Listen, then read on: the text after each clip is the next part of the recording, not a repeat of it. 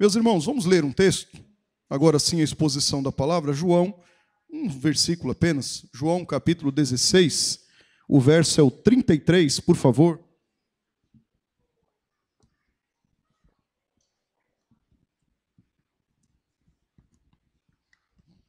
João 16, 33.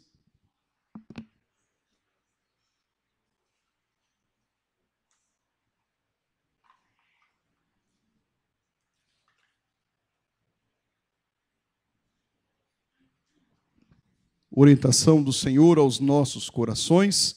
Por aqui, então, vamos caminhar, vamos tratar aquilo que viemos ouvir, aquilo que o Senhor tem concedido, segundo a orientação da sua palavra. João 16, 33, na mesma versão revista e atualizada, diz assim: estas coisas vos tenho dito, para que em mim tenhais paz. No mundo passais por aflições, mas tende bom ânimo, eu venci o mundo.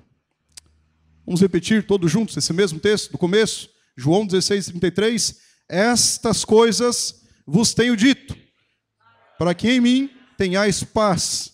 No mundo passais por aflições, mas tende bom ânimo, eu venci o mundo. Curve sua cabeça, vamos orar ao Senhor mais uma vez. Deus querido, nós estamos aqui reunidos, Pai, mais uma vez na Tua igreja. Pai, o Teu povo já está congregado, temos louvado ao Teu santo nome, Pai, temos aqui ofertado, orado a Ti, que é o Criador e sustentador de todas as coisas. Mas agora, Senhor, faz o nosso coração cativo inteiramente à Tua palavra, que nós possamos ter em todo momento reverência para acolhê-la em nós, Pai, para que assim então nós possamos caminhar em conformidade com o que o Senhor espera de nós. Ó Deus, consola, conforta o nosso coração, venha ao encontro do nosso coração e até mesmo, se necessário, de encontro, confrontando o nosso coração pecaminoso. Ó Deus querido, nos ajuda, Teu povo aqui já está, Senhor, nós não estamos num culto protocolar, não, nós estamos num culto em adoração a Ti. Sê conosco, Pai, que nós venhamos diminuir e o Senhor venha crescer, que a Tua palavra seja enraizada em nós e que nós não sejamos ouvintes esquecidos. Saiamos daqui, Pai, praticando esta orientação que havemos de ouvir agora, segundo a exposição da palavra que o Senhor revelou nas Escrituras Sagradas. Deus querido, ajuda cada um de nós, iluminando as nossas mentes e os nossos corações para a boa compreensão disso. É no nome de Jesus que te pedimos, para todo sempre. Amém. Meus irmãos, um texto conhecidíssimo da igreja. Se você que é cristão, preste bem atenção, cristão mesmo, né? Se você é cristão e ainda não leu esse texto aqui, tem alguma coisa errada. Você que é cristão. É um daqueles textos áureos da Bíblia Sagrada. Um daqueles textos conhecidíssimos da Bíblia Sagrada, não é? Alguns deles, é claro, nós já sabemos de cor e salteado. Talvez esse daqui seja um deles. Esse texto que nós estamos lendo para a exposição, seja ele. Veja, meus irmãos, diante de tantas circunstâncias, diante de tantas questões que nós vivenciamos, nós notamos muito claramente diversas pessoas que estão mergulhadas, diversas pessoas que estão numa desesperança profunda. Diversas pessoas que nós notamos, a gente conversa com as pessoas na rua, a gente conversa, quem sabe, no transporte público, né, nos lugares onde vamos, ou até mesmo, né, aí nos comércios, quem sabe até mesmo em casa. Nós conversamos com pessoas que estão totalmente desiludidas. Estão no terreno movediço da desilusão e não tem expectativa nenhuma de sair desse terreno movediço. As pessoas passam a ser mais reclamando, né? Elas acabam reclamando mais, porque estão enxergando algo que para elas é um espaço, um lugar, um caminho que não tem mais volta, não tem de onde sair.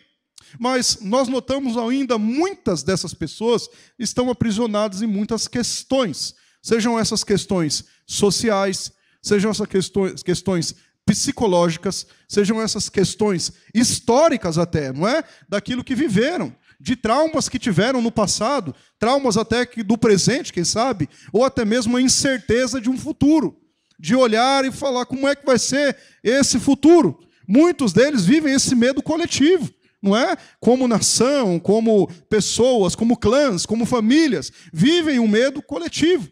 da incerteza do que acontecerá no futuro, porque acabam olhando muito mais as questões geopolíticas, as guerras, os rumores de guerra, olham muito mais as macroestruturas políticas, econômicas, não é? E dizem até entre si, às vezes nem falam, mas arrazoam dentro do seu coração, como é que vai acontecer, como é que vai caminhar. Falta, às vezes, para essas pessoas, e infelizmente, para alguns cristãos até mesmo, o ponto de equilíbrio da sobriedade, da consciência que deve-se ter, relacionado às questões que nós vivenciamos. Nós estamos no mundo, é fato, mas não somos desse mundo. Mas mesmo assim, muitas pessoas acabam olhando para essas arestas mais por aí afora e veem aqui o aprisionamento do coração, o aprisionamento da mente, e caminham numa toada que não tem mais como voltar de fato, num sentido de alojar todas essas coisas no coração e de desfocar aquilo que deveria de fato estar focado, não é? Então o coração ele fica angustiado, o coração traz aqui o medo, e para muitos até o acovardamento. As pessoas vivem numa covardia. Entenda a palavra covardia dentro do contexto. Elas não tomam mais uma atitude, elas não têm mais ânimo, elas não têm mais coragem, elas vivem acovardadas. Elas vivem retraídas, não é? Lá no seu canto, e até aceitam qualquer coisa como se fosse a verdade máxima de um mundo que não tem princípios e valores e é apregoado para isso. Mas veja, talvez é porque, de fato, o olhar, o foco, a direção está em circunstâncias externas. O foco, o olhar, a direção está para fora. Está fora daquilo que o próprio Senhor nos determina, nos orienta. Veja a diferença de tantas e tantas pessoas. Agora sim, para um cristão genuíno, para um cristão verdadeiro, um cristão que professa a fé em Cristo Jesus, é exatamente a questão de nós olharmos num pensamento cativo a palavra do Senhor. Vai acontecer tudo isso mesmo. Nós acabamos de ler um texto, vocês viram que está escrito no texto, vai acontecer muitas coisas, mas a nossa mente precisa estar cativa na palavra do Senhor. E é na Bíblia, é na palavra do Senhor que nós extraímos, então, o que o próprio Jesus tem a nos dizer nessas circunstâncias todas que se vive por aí afora. Meus irmãos, nós estamos diante aqui de um capítulo, e nós conhecemos esse capítulo, conhecemos o texto, conhecemos a perícope que nós estamos lendo, composta de um versículo aqui, onde é tratado exatamente a continuação do discurso que foi iniciado na segunda parte do capítulo anterior. Nós estamos no capítulo 16, o 17 é a oração sacerdotal, onde Jesus está orando por ele mesmo, onde Jesus está orando pelos discípulos daquela época, onde Jesus está orando por aqueles que viriam a crer. Nós, no caso, né? Discípulos do futuro. Isso é no capítulo 17. No capítulo 15, nós estamos no 16. No capítulo 15, há, na segunda parte dele, essa continuidade, exatamente do início do discurso, que é a Via Crucis, onde Jesus estava pronto a caminhar para ser sacrificado por nós na cruz do Calvário. Inclusive, semanas depois, um tempinho depois do capítulo 17, Jesus já estava crucificado. É a oração sacerdotal. Mas veja, aqui nesse capítulo 16, Jesus retoma um assunto que muitos discípulos certamente não gostariam e até não gostam de ouvir. Muitos discípulos não gostam de ouvir, que era a partida dele. Ele estava chamando aqui os seus discípulos, falando, olha, eu vou partir, eles vão me crucificar, eles vão aqui cuspir em mim, né? Várias vezes ele diz isso, eles vão aqui escarnecer de mim. Mas Jesus também fala que eles não ficariam sozinhos, mesmo diante da partida do próprio Cristo, eles não ficariam, os discípulos não ficariam sozinhos. Ele diz que o Espírito Santo de Deus estaria com esses discípulos, certamente. Não é um talvez, não é uma dúvida, olha, talvez ele venha aí. Não, o Cristo falou para nós, falou, olha, eu vou embora, eu vou, no sentido de ser crucificado, não é? De voltar ao Pai nesse sentido. E ao mesmo tempo ele está dizendo aqui que o Espírito Santo estaria conosco. Agora você fala, mas os discípulos não gostariam de ouvir isso? Não. Quem é que gostaria de ouvir que o seu mestre, o próprio Cristo, o nosso Senhor, Salvador, partiria? Não estaria mais com a presença física, é nesse sentido conosco. Claro que nós não gostaríamos de ouvir isso. Em seguida aqui ele fala do assunto que talvez afugentaria muitas pessoas, de servi-lo inclusive. Afugentaria não, afugenta. Essa é a melhor colocação, que é o das perseguições que viriam. Ele nunca disse assim, olha, não, vem para cá e pare de sofrer.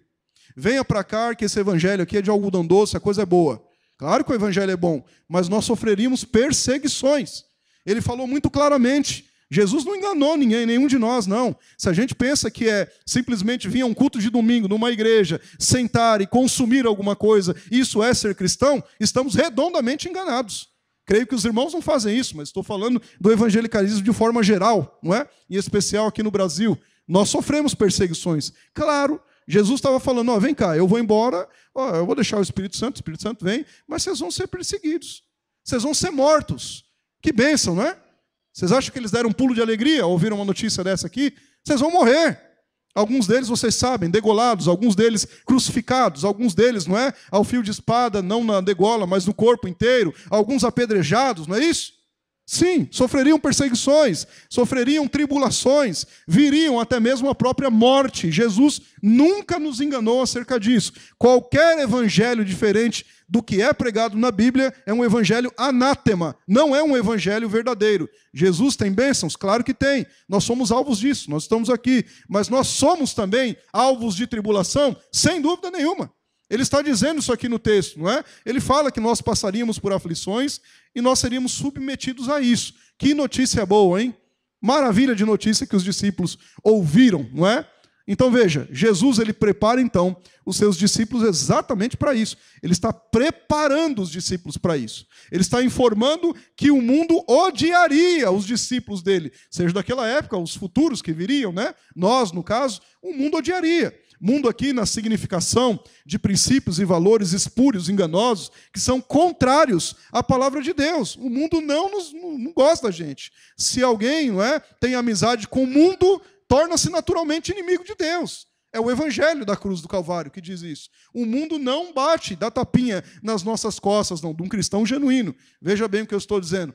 E Jesus estava falando exatamente isso daqui para aqueles discípulos. Vocês serão perseguidos. Ora, se crucificaram Cristo Jesus, como é que nós poderíamos esperar outra coisa diferente com os discípulos de Cristo Jesus? Se Cristo Jesus foi cuspido, escarnecido, uma lança o transpassou, não é? Aqui as mãos furadas, o sangue vertido, o corpo dilacerado, como é que nós vamos esperar ser bem aceitos porque nós somos melhores do que Jesus? Não tem sentido. Não é? O discípulo caminha após ele. Se alguém quiser vir após mim, tome a sua cruz, negue-se a si mesmo e siga-me. O problema é negar a nós mesmos. Essa é a dificuldade, negar aquilo que nós queremos fazer, que nós temos. Trocamos as coisas do Senhor por qualquer outra coisa. Infelizmente, o ser humano caminha assim. E ele já tinha dito isso, ele não preveu, não. Jesus não consultou um oráculo do futuro. Ele é o próprio Deus desde a eternidade. Ele já tinha dito isso. Ele falou, vocês vão enfrentar isso. Não tenha dúvida disso. Vocês vão enfrentar. Nos versos 18 e 19 do capítulo anterior, que é o capítulo 15, que é o contexto imediato exatamente desse capítulo 16, mostra que Jesus estava ressaltando aos discípulos o que ele está dizendo no capítulo 16. Tem nada de novo, ele já tinha dito no capítulo anterior. Veja lá no capítulo 15, verso 18 e verso 19. Veja isso que está escrito lá. Está dizendo lá, se o mundo, veja bem, vos odeia, sabei que primeiro do que a vós outros, me odiou a mim. Se o mundo odeia vocês, se vocês vão ser perseguidos, se vocês vão ser mortos, se vocês vão ser aí abalizados, estacionados, tirados do circuito, né, natural das coisas, é porque já fizeram isso comigo. Jesus está dizendo, se vós fosseis do mundo, o mundo os amaria, porque eu amaria o que era seu. Tá certo? E aí ele complementa, como todavia não sois do mundo, pelo contrário, dele, do mundo, vos escolhi, por isso é que o mundo vos odeia. Não pense que nós vamos ter amizade com o mundo. As pessoas confundem, às vezes, essa palavra mundo, até mesmo o conceito, no aspecto legalista, né? Um legalismo religioso. Não, o mundo ele se veste assim, o mundo ele se veste assado, o mundo aquele outro, o mundo não usa barba, o mundo não põe um brinco. Não é sobre isso, isso aqui é legalismo religioso. Está falando de princípios e valores que não regem cristãos. É sobre isso aqui que está dizendo esse texto. Mas, além disso, apesar dessa questão, ainda no capítulo 15, no capítulo 15, Jesus conforta. Ele não dá só a má notícia, não é? Aquela notícia que abala o coração. Não, mas ele conforta também os discípulos, assegurando que enviará exatamente esse Espírito, que ele chama de Espírito da Verdade. Para quê? Para consolá-los. Não é para outra coisa. João capítulo 15, verso 26 e 27 diz: quando, porém, vier o Consolador, eu vos enviarei da parte do Pai, o Espírito da verdade, que dele procede, que esse dará testemunho de mim, e vós também testemunhareis, porque estáis comigo desde o princípio.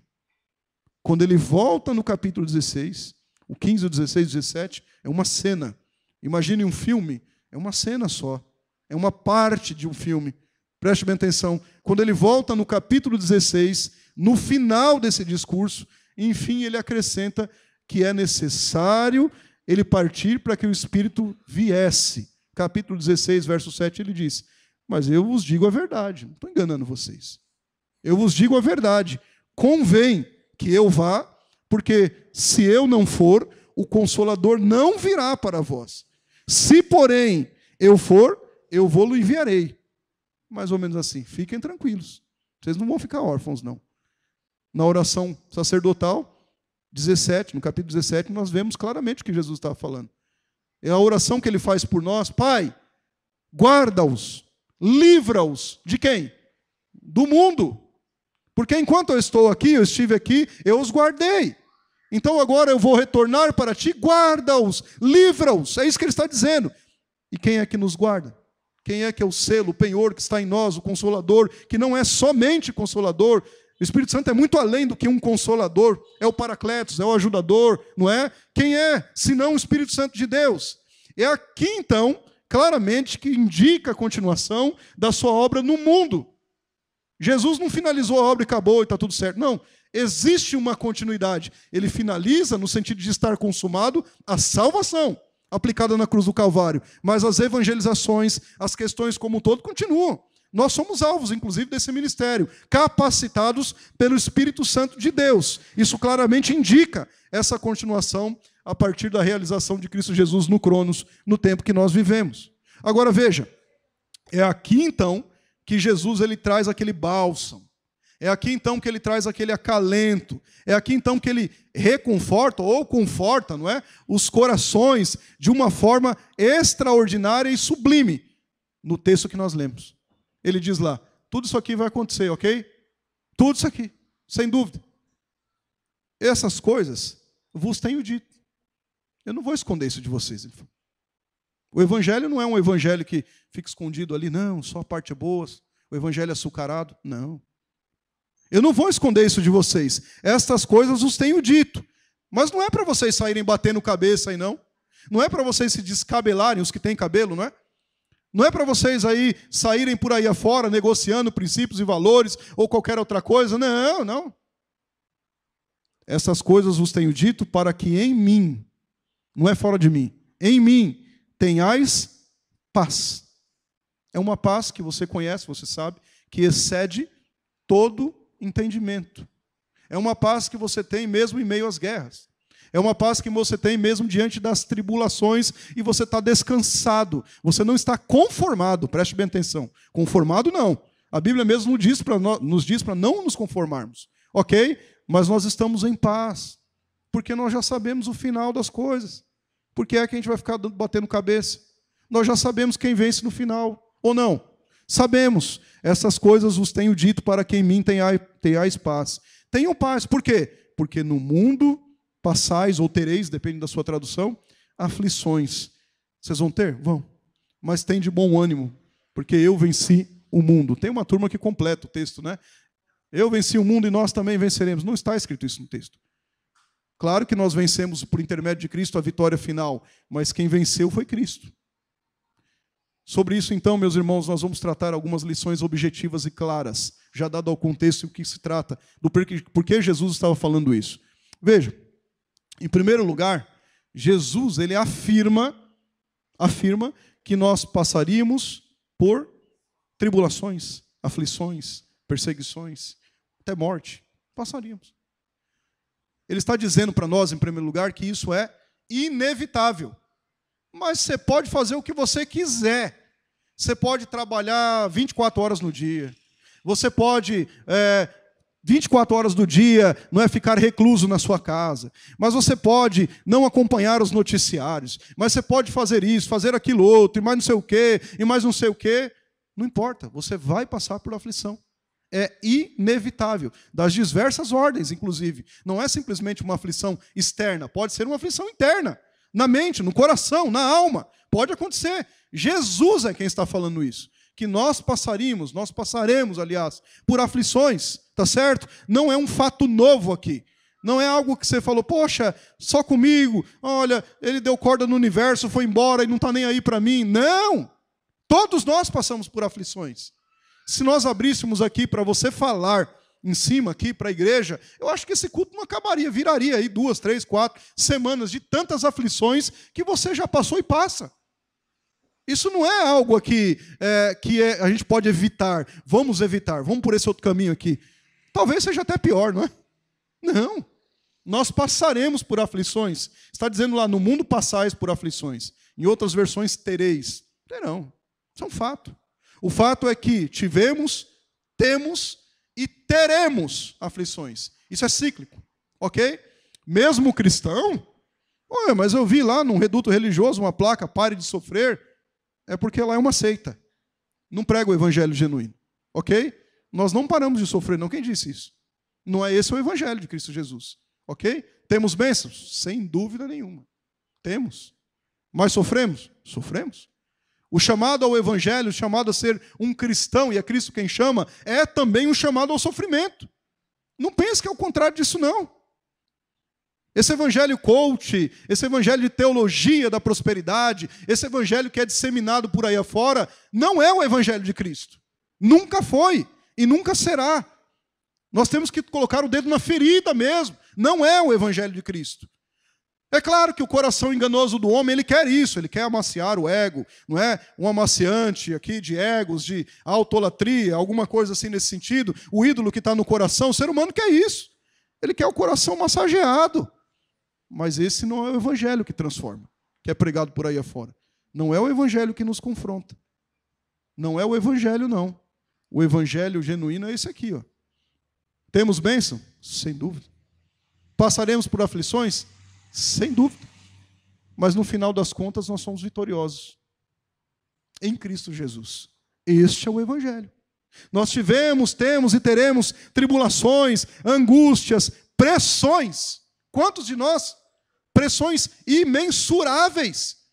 Às vezes as pessoas não têm ideia de tantas pressões que nós vivenciamos enquanto cristãos. E vivenciamos. Absolutamente nenhum de nós está isento. Olha, agora nós somos cristãos, estamos isentos, como o determinismo diz, não é? O determinismo, que é uma heresia também, bate no peito e diz, doença, vai embora. Como assim? Como assim nós não passaremos? Não teremos doenças? Não teremos problemas financeiros mais? Acabou? Porque nós temos que decretar e declara isso, declara aquilo e aquilo outro. É mais um imposto de renda de tanta declaração do que de fato algo que é conexo. Não tem sentido, isso não é o evangelho de Cristo. Nós temos que tratar com a verdade. Com a verdade. O evangelho de Cristo é esse. Nós vamos passar por doenças? Sem dúvida. Sem dúvida. O presbítero Éder sabe e conhece de quem eu estou falando. Essa semana eu estive com o Carlão, lá no hospital, com câncer. Alguns irmãos o conhecem. Ah, o Carlão é crente, ele não vai passar por nenhuma doença. Vai. Está lá, tomando morfina. Motivo das nossas orações, inclusive. Sim. Está lá no hospital, não sabe se vai, de fato, ser, né, exatamente curado no sentido que o ser humano pensa, porque a cura também pode vir de outra forma. Está lá. Nosso irmão James não está aqui hoje, está lá também doente. Vocês sabem da história dele. Não vamos passar por aflições? Quem disse que nós não vamos passar por doenças?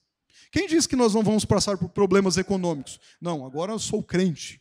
Então Jesus é o dono da prata e do ouro, então eu tenho que declarar, ele é obrigado a colocar lá o dinheiro na minha conta bancária. É assim? Quem disse que nós não passaremos por problemas econômicos? Quem disse que nós não passaremos por problemas sociais? Quem disse que nós não passaremos por problemas políticos? Quem é que diz que nós não passaremos por problemas familiares?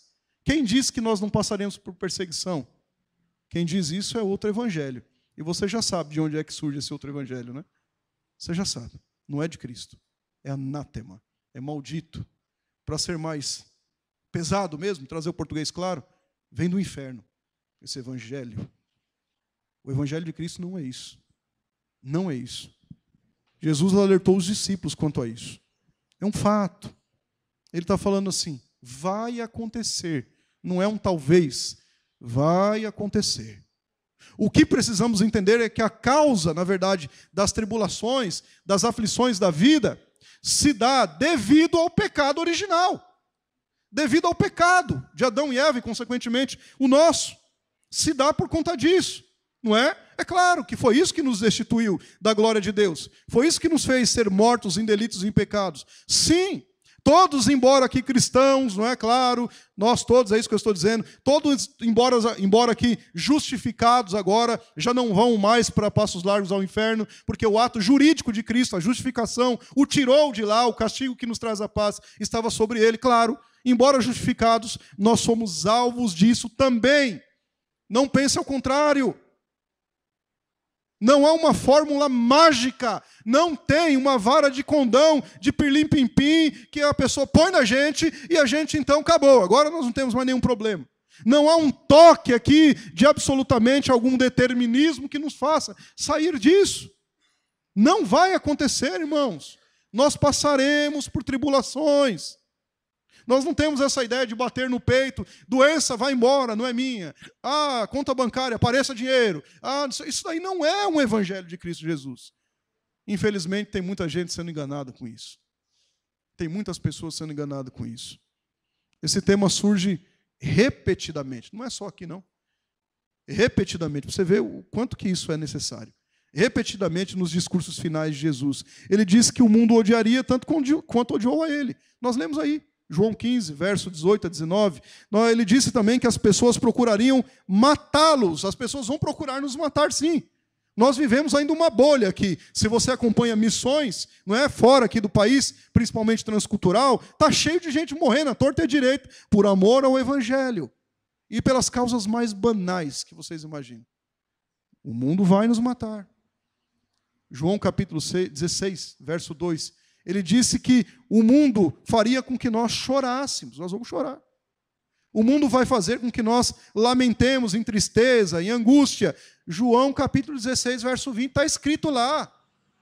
Não é algo da cabeça, não. Está escrito, foi Jesus quem disse. Jesus disse aqui, não é, que eles nos abandonariam, não é, deixariam de lado, nos espalhariam por todo lado. E, finalmente, ele resumiu que todas as tribulações, nessas aflições, nós passaríamos nesse texto que nós lemos. Embora essas palavras tenham sido ditas especificamente para aqueles discípulos, isso ecoa para nós também. A Bíblia é atual. Ecoa para nós também. Nós seremos alvos das aflições deste presente século. E às vezes até no automático. A gente nem percebe às vezes. Nós já estamos lá, no automático. Dentro da aflição. No olho do furacão. Jesus disse essas palavras no cenáculo. Veja bem, no cenáculo, quando partilhava a última ceia com seus discípulos. Momentos finais de Jesus, ele disse isso lá. Ele sabia que a sua hora era chegada, ele sofreria pelos pecados do mundo, não é? Ao antever, aqui não antever de prever, porque ele já sabia, é claro, ele é Deus. Ao antever aqui esse tempo, ele não estaria mais ali. E os seus discípulos enfrentariam problemas. Problemas das diversas ordens, vocês imaginam. O fato é, meu irmão e minha irmã, isso é um fato. Eu não sei dizer quais aflições você passa, quais aflições você deixa de passar. Às vezes uma afliçãozinha ou outra, quando vai num gabinete pastoral, não é? A gente vai ali, aconselha, discipula, sim, uma coisinha ou outra. E o máximo que eu posso fazer é orar por você, porque eu não posso mudar a situação. Aliás, nenhum de nós pode, não é? Eu não sei qual é a aflição, qual a tribulação que você passa, que você deixa de passar. Muito menos eu saberei dizer, pontuar, elencar todas as aflições que ainda virão. Olha, mês que vem, hein? Marca aí. Eu não sou a mãe de Ná, não. Nem o Roberto de Ogum, nem um desses doidos aí, permita-me dizer. Só Deus conhece o futuro. Só é Deus que sabe. Mas ele disse que passaríamos. É cíclico. Eu não sei dizer. O máximo que eu posso fazer é orar por você, com você. Percebe? Agora, o que eu posso afirmar, isso eu posso, com precisão, com requinte de detalhes, vamos dizer assim, com muita precisão, é que eu e você seremos alvos dessas aflições do presente século. Aí você vai falar, poxa, fui lá na igreja hoje para ouvir uma palavra, saí batido porque eu vou passar por aflição. E agora? Melhor não tivesse ido, né? Mas não acaba aí. Isso é uma parte da fala de Jesus. Calma. Em segundo lugar, Jesus, ele instrui, diante dessas aflições, a nós termos firmeza, tenacidade, não é? Impavidez, coragem. Jesus nos instrui a isso. Ânimo, coragem, é original aí. Diante dessas circunstâncias. Eu vou entregar os pontos, eu, coitado, não é? Eu vou ficar aqui no meu cantinho. Não, Jesus falou, não é para ficar assim. Calma, estou falando para vocês terem paz em mim? É para vocês terem firmeza. Vai vir mesmo as circunstâncias. Quando vir, tenham firmeza, não em vocês mesmos, porque nós somos gelatina. É na nossa fé em Cristo Jesus. É sobre isso. E embora Jesus tenha sido sincero, Jesus não engana ninguém, irmãos. Embora Jesus tenha sido sincero, não é? Exatamente dizer que muitos problemas nós enfrentaríamos, discípulos daquela época, e claro, da nossa alçada, do nosso tempo presente também, nós enfrentaríamos. Ele não falou isso para entristecer os discípulos. Opa, vamos lá, vou entristecer os discípulos, vou deixar eles para baixo. Ele não falou isso. Ele não disse isso para entristecer, angustiar os discípulos. Jesus aqui, por um momento, nem considerou sequer isso. Nem por um momento, aliás, não é? Considerou isso aqui. Algo que eles tivessem que se preocupar. Olha, fiquem preocupados mesmo, o negócio aí vai ficar grosso. Não. Vai acontecer, mas ele não disse isso para entristecer os discípulos. Jesus sabia que os discípulos ficariam desanimados. É claro que ficariam. Quem é que não vai ficar desanimado? Os discípulos ficariam desanimados pela fala que ele, Jesus, os deixaria, não é? Seria morto ali, não estaria mais com ele, de forma com que costumeiramente, diariamente, convivia. Nós sentimos falta quando nós convivemos diariamente com uma pessoa, a pessoa se vai, não é? Vai embora, e vamos falar, morre. Vamos falar assim, português bem claro. A gente sente falta ou não? Imagina Jesus diariamente com os discípulos, comendo, junto, ensinando, dando risada. Não pense que Jesus era turrãozão, não. Tinha um momento dele lá. Está lá junto. E de repente ele, eu vou embora, viu? Vão cuspir, vão me matar, vão fazer isso, vão me denegrir. Aí ele sabia que os discípulos ficariam desanimados. Lógico. Mas Jesus, tem um mas aí, né? Uma condição. Mas Jesus já os havia tranquilizado, dizendo que enviaria o Espírito Santo. E com ênfase, veja, com ênfase, os encorajou. Por exemplo, em João capítulo 14, verso 27, ele diz, não se turbe o vosso coração, nem se atemorize. Não é para vocês terem medo. Não é para vocês ficarem perturbados. Agora eu vou para casa, alugou um triplex na cabeça dos discípulos. Agora nós vamos para casa, vamos ficar pensando nisso. Amanhã nem vamos dormir. Agora ansiedade, depressão.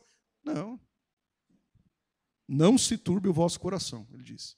Nem se atemorize. Trazendo para esse texto, estou falando isso para que vocês tenham paz em mim. Tenham paz. É isso que ele está dizendo. De uma forma simples, Jesus nos ordena não nos perturbarmos com os problemas que nós temos, vivenciamos e vemos. É sobre isso. Queridos irmãos, nós temos muitas histórias, inúmeras histórias relatadas na Bíblia Sagrada, de lutas, de tribulações, de sofrimento. É verdade, temos lá. A gente lê a Bíblia Sagrada, vê várias histórias assim, reais. Mas temos também muitas histórias de milagres. Ou não? Temos muitas histórias de milagres, muitas histórias de livramentos, ou não? Muitas histórias de esperança, ou não? Nós lemos. Tenha coragem, meu irmão e minha irmã, ele está dizendo aí na palavra. Tenha confiança, tenha bom ânimo em momentos de aflições, em momentos de tribulações. em momentos difíceis, você precisa lembrar que nós, todos nós, em Cristo Jesus, cristãos genuínos, nós somos amados primeiro pelo Senhor. Primeiro nós somos amados pelo Senhor. Você precisa se lembrar que o Senhor ele é gracioso e deu o seu único Filho em nosso favor por interesse na nossa vida. Agora, não é porque nós somos bonzinhos, bonitinhos, bem vestidos ou viemos na igreja. Não, a causa da eleição está nele. Sempre esteve. É dele. A glória é para ele. Mas a gente precisa se relembrar disso. Lembre-se, por exemplo, que a força não vem de nós mesmos. Eu vou tentar dar um jeito aqui, faz conta aqui, vai lá. A força não vem de nós. Nós somos incapazes. Não vem de nós. Mas essa força vem de quem? Senão do Senhor. Nós precisamos lembrar disso. Nós precisamos lembrar aqui que nenhuma dessas aflições, nenhuma, de todas que vocês estão passando, passaram, passarão, nenhuma dessas aflições aqui poderão nos separar do amor de Deus que está em Cristo Jesus, o nosso Senhor. Nenhuma. Paulo diz isso. Será a morte? Não. Será a angústia? Menos. Será alguma tribulação aí, uma outra? Não. Será coisas do presente que nós vivemos? Menos ainda. Coisas que vão vir, porque virão? Não, isso não pode nos separar do amor de Cristo. Serão as potestades, talvez, o mundo espiritual, alguma coisa que vai nos separar do amor de Cristo, mesmo que o nosso corpo venha ao pó, a nossa alma está guardada no Senhor. Nenhuma dessas coisas pode nos separar do amor de Cristo. Nenhuma. A gente precisa se relembrar disso. Que toda aflição, toda tribulação, toda angústia, toda amargura de alma, vamos dizer assim, toda tristeza, por mais profunda que ela seja, todo flagelo não dura para sempre. Salmo 30, verso 5. Ao anoitecer pode vir o choro, mas a alegria vem pela manhã. Não dura para sempre. Nós sabemos que as aflições desse mundo, não é? Seja elas, algumas elencadas aqui. Fome, perseguições, lutas, doenças, qualquer outra que eu não citei aqui que você lembrou aí. Nós sabemos que essas aflições são uma realidade. Entretanto, aqui não nos esqueçamos que elas são passageiras e que o Senhor Jesus tem sempre o melhor para nós. Sabe por quê? Ele mesmo diz: todas as coisas cooperam para o bem daqueles que amam a Deus. Mesma doença? Sim. Mesma luta? Sim. Mesma falta de condições, quem sabe financeira? Sim. Todas as coisas cooperam para o bem daqueles que amam a Deus. Por isso que ele está falando: tenha paz em mim, tenha coragem, tenha ânimo, lembre-se, como herdeiros do reino, nós temos a promessa de que o Senhor sempre estará conosco. Nós não estamos sozinhos, mas nem uma centelha de milímetro de alguma conta que eu não consiga nem chegar na mente, ele deixou a gente por um momento. Mateus capítulo 28, verso 20, fala claramente. O próprio Cristo, é o Cristo que está falando, não é? Eis que estou convosco. No final de semana, quando vocês vão na igreja. É assim? Talvez quando vocês vão no estudo bíblico, numa conexão com Deus, num ensaio de alguma coisa. Não. Eis que estou convosco todos os dias, até a consumação dos séculos. Tem versão que fala eras. O que Jesus está falando é: tenha coragem, irmão, sai desse negócio. Tenha bom ânimo. Ele está dando um chacoalhão mesmo. É isso que ele está dizendo. Tenha bom ânimo. Não importa os problemas que virão. Não deixe que o seu coração seja perturbado pela circunstância externa. Retire o seu foco da circunstância externa e coloque o seu foco na circunstância bíblica, naquilo que ele diz. Encham-se de coragem, não porque eu estou falando, não porque alguém pode lhes falar, mas porque Cristo está falando. Coragem. Aquele que estava caminhando para a cruz do Calvário, ali pouco tempo depois, ele estava falando: vocês sempre precisam ter coragem. Coragem. Quantos irmãos nós vemos por aí batendo cabeça, como eu disse no começo? Mas, meus irmãos, a aflição ela é certa, mas nós devemos entregar tudo na mão do Senhor. Ele continua, na verdade ele não perdeu nunca o controle, né? Ele não foi pego de surpresa. Tudo está nas mãos do Senhor. Lembre-se do que está escrito em Apocalipse capítulo 5. Está lembrado? O livro da história está nas mãos dele, selado com 7 selos, escrito por dentro e por fora, nas mãos do Senhor, Criador e sustentador de todas as coisas. Ele é o único que é digno, inclusive, de desatar os selos, abrir o livro e levar a história até a consumação final. Por que é então que nós vamos ficar batendo cabeça, irmãos? Qual o sentido? O apóstolo Paulo sabia bem disso. Mesmo estando preso, ele exercitava esse bom ânimo, essa coragem. Paulo é também um exemplo disso, né? Filipenses capítulo 4, versos 11 a 13, diz assim: digo isso, não por causa da pobreza, não, porque eu aprendi a viver contente em toda e qualquer situação. Tanto sei estar humilhado, como também ser honrado. Sim, sei. De tudo e em todas as circunstâncias, já tenho experiência, tanto de fartura, coisa boa, banquetão, churrascão, como também de fome. Assim de abundância, como também de escassez. E aí ele diz o texto lá no final: tudo posso naquele que me fortalece. Não é um texto triunfalista, como alguns distorcem, isolam ele do contexto e dizem. Não. Ele está falando assim: olha, Cristo é suficiente a mim. Eu tenho coragem para exercer, eu tenho ânimo para ir para frente. Ô Paulo, mas na escassez. Na abundância, também. No frio? No frio. E quando não está frio? Também. Quando chove? Vou lá. E quando não chove? Estou junto. É sobre isso aqui que ele está dizendo. Paulo exercitava bem isso. Nós não estamos sozinhos e muito menos seremos esquecidos pelo Criador e sustentador de todas as coisas. Não seremos esquecidos. Isaías 49, verso 15 e o verso 16 claramente corrobora com todo o que nós estamos falando aqui. Acaso pode uma mulher esquecer-se do filho que ainda mama, de sorte que já não se compadeça do filho no seu ventre? Uma pergunta. Mas ainda que esta mulher, não é, viesse a esquecer-se dele, aí o Senhor está falando: todavia, não me esquecerei de ti, eis que nas palmas das minhas mãos te gravei. É o mesmo Deus que está falando: tenha coragem, tenha ânimo, avance, não fique na inércia não, tenha coragem, tenha coragem. Nós não estamos aqui sozinhos. Tribulações e aflições são temporárias, mas o nosso Senhor, Ele é eterno e está conosco agora e por todo sempre. É isso que Ele está dizendo. Então é claro que nós não vamos ficar tristes com a primeira parte do texto, porque é uma constatação. Mas a segunda parte é: tenha coragem, avance, tenha ânimo. Mas não acaba aí. Tem uma terceira parte e última, né? Que diz que justamente, ele fala na parte final: eu venci o mundo. Eu estou dizendo isso para vocês, para que vocês tenham paz em mim, para que vocês encarem o problema, para que vocês vão com ânimo. Qual a causa disso? Alguém poderia perguntar. Porque eu venci o mundo. O negócio é comigo. Ele fala exatamente isso. Terceiro lugar aqui, Jesus escancara. Ele tira a cortina assim, ó, de fora a fora.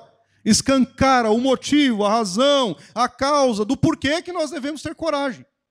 Por que a gente precisa ter coragem, ânimo, presente e contínuo nas nossas vidas? Porque Ele venceu o mundo. Mano, não é isso que está escrito aí no texto? Você leu comigo? Meus irmãos, se você parar por um instantinho, assim, uma fagulhazinha. Nossa mente trabalha tanto, né? Trabalha tanto. A mente de alguns trabalham tanto, até mesmo dormindo, né? A ponto de dar o problema do sono, né? De ficar travado. Existe isso. Mas para um instantinho. Dá uma olhadinha. Lembre-se. Eu já disse para vocês. O spoiler já está aqui. Não está aqui ou não? O spoiler é o que vai acontecer no final. Está aqui já. Nós já sabemos. Lembre-se disso, reafirme isso. O que é que vai acontecer no final das contas? Alguns por aí afora não sabem, mas você tem o privilégio de saber disso. Ele o revelou a você, através da Bíblia Sagrada. Você já sabe disso. A vitória final ela já foi ganha. Nós podemos descansar em meio às aflições porque Jesus venceu o mundo. Foi Ele que venceu. Se ele não tivesse vencido, era uma outra coisa, né? Mas ele venceu o mundo. Veja só, o que é mais glorioso em nós sabermos aqui, meus irmãos, o que é mais glorioso é a verdade, né? A verdade mais gloriosa é o tempo verbal usado por Jesus. Você notou aí? Ele fala lá, eu venci o mundo, não é eu vencerei. Já venceu. Antes de você nascer, ele já tinha vencido. Antes de você existir, ele já tinha vencido. Não é um dos textos que nós mais apreciamos, e eu, particularmente, um dos textos que eu mais gosto na Bíblia Sagrada, os mais bonitos? Não é o Salmo 139, verso 16? Não é? Projeta aqui. Salmo 139, verso 16, salmista Davi, um dos textos mais fabulosos da Bíblia, olha lá. Os teus olhos me viram a substância ainda informe. E olha o que mais. E no teu livro, Davi falando, não é? Com Deus, foram escritos todos os meus dias, cada um deles escrito e determinado, quando nenhum deles ainda havia. E você batendo cabeça aí. Você nem existia, você não era nem um feto, você nem imaginava. E todos os seus dias, do primeiro ao último, escrito e determinado, quando nenhum deles ainda havia. Eu venci o mundo. Ele já venceu muito antes disso. Muito antes de você falar, agora estou passando por aflição. Essa afliçãozinha aí não é nada, não estou menosprezando, entenda bem. Não é nada diante do que Cristo fez na cruz do Calvário. Ele venceu o mundo. Lembre-se, Jesus disse essa palavra, na verdade não foi nem semana, foi na noite anterior à sua morte. Na noite que antecipou-se. Né, assim, a morte seria amanhã. Ele disse isso hoje. Eu venci o mundo. Antes de ir para a cruz? Sim. Antes, eu venci o mundo. Jesus ainda não havia consumado, não é? A obra pela qual veio ao mundo naquele momento, claro, aquele brado de estar consumado, não é? Ele ainda não tinha passado por ali, mas ele já tinha dito, eu venci o mundo. Ele já havia resistido toda a tentação de pecar, não houve pecado nenhum em Cristo Jesus, e ele venceu o mundo. Ele estava, então, aqui totalmente preparado para oferecer a sua vida em sacrifício perfeito, porque ele já tinha vencido o mundo. Percebe? Os eventos históricos que o levaram na cruz, o Cronos, o tempo que vivemos, é claro, né, que levaram ao túmulo e depois até mesmo para fora do túmulo, já haviam sido decretados desde antes da eternidade. Vários textos, inúmeros que nós lemos. E você achando que Deus não é poderoso, coisa nenhuma, que não pode te ajudar.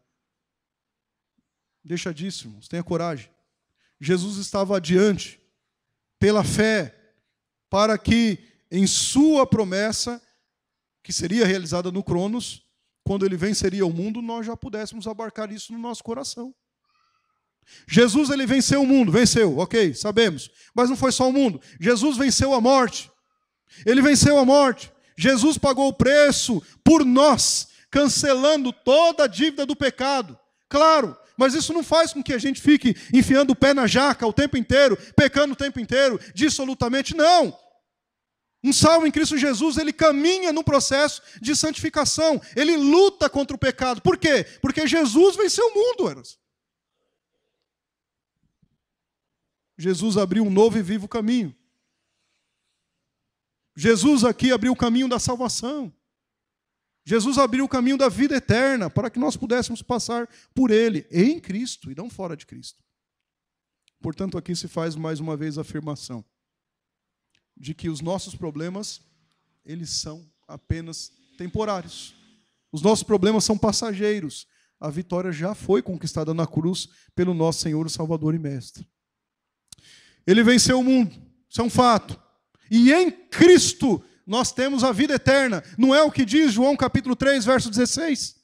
Em Cristo nós temos a vida eterna. Em Cristo os nossos corpos se tornaram templo do Espírito Santo de Deus. 1 Coríntios capítulo 6, verso 19. É o que diz lá. Em Cristo Jesus nós fomos redimidos da maldição da lei. Gálatas capítulo 3, verso 13. Está lá. Está escrito. Em Cristo nós somos selados pelo Espírito Santo, que é o Consolador, é o nosso ajudador. Efésios capítulo 1, verso 13, verso 14. Está lá, está escancarado na Bíblia Sagrada. Não somente isso, em Cristo nós somos perdoados e lavados pelo sangue de Jesus. Primeira Epístola de João, capítulo 1, verso 7 a 9. Está lá também escrito. Não somente isso, em Cristo Jesus nós somos tornados, nós não nos tornamos, nós somos tornados filhos de Deus. Romanos capítulo 8, verso 16. Em Cristo Jesus nós conhecemos o único e o verdadeiro Deus. Ainda aqui, avançando no 16, agora em João 17, verso 3, está escrito lá: em Cristo nós temos paz com Deus. Romanos capítulo 5, verso 1, temos paz com Deus sim. Em Cristo Jesus, nós somos transformados na semelhança de Deus e de glória em glória caminhamos até que o Senhor venha. Segunda carta de Paulo aos Coríntios, capítulo 3, verso 18. Em Cristo Jesus, nós estamos vivos, não mais mortos. Estamos vivos espiritualmente. Efésios capítulo 2, verso 5. Em Cristo nós podemos nos aproximar de Deus com liberdade, com confiança. Efésios 3 e 12, certo de que aquele que começou a boa obra a completará. Filipenses capítulo 1, verso 6. E você batendo cabeça. Está escrito aí na Bíblia Sagrada. Já está escrito. Coragem. Tenha bom ânimo. Horas. Em Cristo nós somos justificados. Em Cristo nós somos redimidos. Em Cristo nós estamos livres da condenação, não é? Romanos 8 e 1. Nenhuma condenação há para os que estão em Cristo Jesus. Mas vai vir tribulação, vai vir tortura, vai vir isso. Nenhuma condenação há para os que estão em Cristo Jesus, nosso Senhor. Em Cristo, meus irmãos, nós somos escolhidos, inclusive, para dar frutos. Lembre-se da videira verdadeira, João 15, não é? É para dar fruto. É para isso. Em Cristo Jesus aqui, nós somos pedras vivas de Deus. E estamos aqui sendo edificado para uma casa espiritual. Pedro diz isso. Primeira Epístola de Pedro, capítulo 2, verso 5. Fala isso lá. Em Cristo nós podemos desfrutar. Olha que bênção. Desfrutar da presença de Deus. Podemos. Porque Ele nunca nos abandona. Hebreus capítulo 13, verso 5. Em Cristo nós somos trabalhados por Deus. Estamos sendo trabalhados por Deus. Lapidados por Deus. A fim de que cumpra-se tudo aquilo que Ele deseja. Em Cristo e por Cristo, nós recebemos grandiosas promessas. Grandiosas promessas, que nunca hão de falhar. Essas promessas não falharão. Você sabe por quê? Sabe por que não vai falhar? Porque Ele venceu o mundo. Não falha. Ele venceu o mundo. Nós comeremos, por exemplo, da árvore da vida, Apocalipse 2 e 7. Nós nos assentaremos no trono dos céus com o Senhor, não é? Apocalipse capítulo 3, verso 21. Nós receberemos a plena herança dos filhos de Deus, Apocalipse capítulo 21, verso 7. Nós veremos o fim de toda opressão, de toda circunstância adversa, de toda lágrima. E, aliás, toda lágrima será limpa dos nossos olhos. Apocalipse capítulo 21, verso 4. São por essas razões que nós temos paz, alegria, regozijo. São por essas razões porque nós devemos ter coragem, nós devemos ter ânimo e não ficar lá como coitados. Não, nós somos filhos de Deus, ok? São por estas razões aqui, porque Ele vive, não é? Como diz lá o louvor, nós podemos crer no amanhã, não é? Nós temos certeza do amanhã. Ele vive, nós viveremos, evidentemente. Claro, estamos condicionados à vida eterna no sentido do sacrifício de Cristo Jesus na cruz do Calvário. Jesus está nos dizendo hoje por meio da sua palavra. Esse é o ponto. Estas coisas vos tenho dito, todas essas, para que em mim tenhais paz. O Senhor Jesus não prometeu, meus irmãos, que o nosso coração seria isento de aflição. Ele não disse que as tribulações não seriam, na verdade, presentes nas nossas vidas. Sua garantia não é aquela que nós não teremos de sabores. Isso não é o Evangelho de Cristo. Todas essas coisas nos atingem, sim. O diferencial daqueles que estão firmados na rocha eterna, esse é o fato, né? Que é Jesus, a rocha eterna, consiste exatamente em nós sabermos que por meio dele nós teremos paz diante das tormentas. Você está lembrado do Sermão da Montanha? Aquele que edificou a sua casa na areia e aquele que edificou a sua casa na rocha. Os ventos, rijos é violência, ímpeto é violência, fortes, as tempestades, elas vieram contra as duas casas. Tanto de quem fez a casa na areia, como de quem fez a casa na rocha. Qual era a diferença? A casa que estava na areia ruiu, foi embora. A casa que estava na rocha não ruiu. E alguém pode pensar, nossa, é porque o construtor construiu melhor a casa, né? Embora nós temos essa parcela moral da construção. Mas não foi por isso, não. O ponto ali era a base, era onde estava sendo edificada a rocha, Cristo. Vai vir vento, vai, claro que vai. Mesmo diante dessas casas. Mas o ponto é, nós temos que saber que nós devemos ter paz mesmo diante das tormentas mais furiosas da vida, não tenho dúvida. É Cristo quem garante a vitória final, por exemplo, sobre a dor, pois Ele enxugará toda lágrima, não foi isso que eu disse? Um dia que não haverá mais morte, não vai ter mais morte. Um dia que não haverá mais luto, não vai ter mais luto. Um dia que não haverá mais pranto, não haverá. Aqui ainda nós morremos, claro, nosso corpo volta ao pó, mas entenda, a única coisa que a morte pode fazer por nós é nos levar, se somos em Cristo, para mais perto de Cristo. É uma passagem de ida mais rápida para perto de Cristo. E está tudo bem. Nós estamos aguardando a ressurreição do corpo. Descansar no Senhor e reafirmar o nosso coração diante disso tem que ser algo patente. Finalizo aqui, nós vamos louvar. Finalizo aqui, lendo com vocês de novo o texto. Não é? João 16 e 33. Estas coisas vos tenho dito, para que tenhais paz em mim. No mundo onde nós estamos, passaremos por aflições, mas nós devemos ter bom ânimo, coragem, para viver e encarar esta vida que Cristo Jesus já nos condicionou, inclusive, para a salvação eterna. Crave isso no seu coração. Entenda isso. De repente, um chacoalhão, às vezes, é necessário para a gente relembrar, né, das questões. Crave isso. Saia daqui edificado, não porque eu falei alguma coisa, mas porque a palavra de Deus foi cravada no seu coração. Mude sua conduta de vida. Mude o seu cenário, a sua mente. E vá ao encontro daquilo que o Senhor já tem te atraído, te puxado, não é? Se somos dele, não nos perderemos. De forma nenhuma. Que o Senhor nos abençoe, que o Senhor nos ajude e que o Senhor nos sustente. Fiquemos em pé, vamos louvar ao Senhor.